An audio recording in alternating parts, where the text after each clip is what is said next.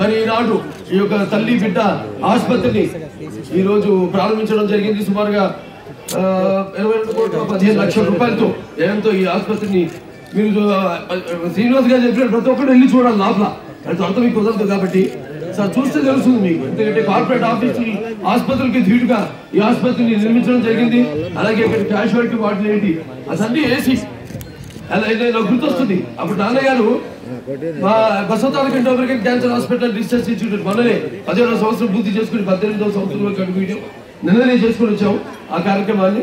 So అక్కడ కూడా ఈ ఆరోగ్యశ్రీ పేషెంట్స్ కోసం మనం చూస్తుంటాం. కార్పొరేట్ హాస్పిటల్ ఎక్కడ పడితే అక్కడ కార్ గరాజుల్లో పడేయడం, లేకపోతే కారిడార్స్ లో పడేయడం, పేషెంట్ ని విలువ లేకుండా అదొక వ్యాపారాత్మకంగా తయారైంది. అటువంటిది మా ఆసుపత్రిలో అక్కడ బసవతారక ఇండోగ్రఫిక్ క్యాన్సర్ హాస్పిటల్ రీసెర్చ్ ఇన్స్టిట్యూట్ లో 7 వార్డులు ఏసీ వార్డులు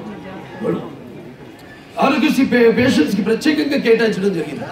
అలాగే ఎక్కడ కూడా మీరు చూడండి లోపల క్యాషువాలిటీలు అయితే అండి అన్ని ఏసీ రూమ్స్ బ్రహ్మాండంగా ఈ కార్పొరేట్ హాస్పిటల్స్ కి ధీటుగా దీన్ని నిర్మించడం జరిగింది.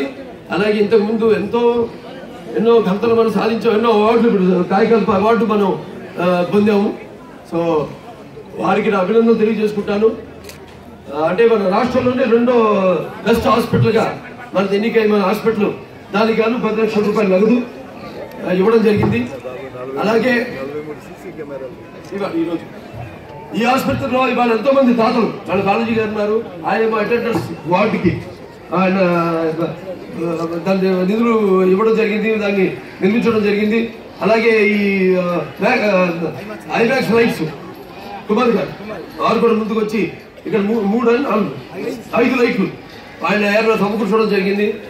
వాళ్ళందరూ కూడా మన హిందూపురం తరఫు ప్రజలందరి ప్రజానికం తరఫున వాళ్ళకి ఆసుపత్రి సిబ్బంది తరఫున ఆసుపత్రి కమిటీ తరఫున ఒక ఎమ్మెల్యేగా నేను మీ అందరూ కూడా నా కృతజ్ఞతలు తెలియజేసుకుంటాను, అభినందన తెలియజేసుకుంటాను.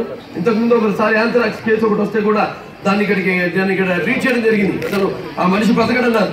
అటువంటిప్పుడు ఒక వార్డు యాంథ్రాక్స్ పేషెంట్ కి కేటాయించి అతన్ని బ్రతికించడం జరిగింది. అలాగే ఎన్నో అక్కడ ఒక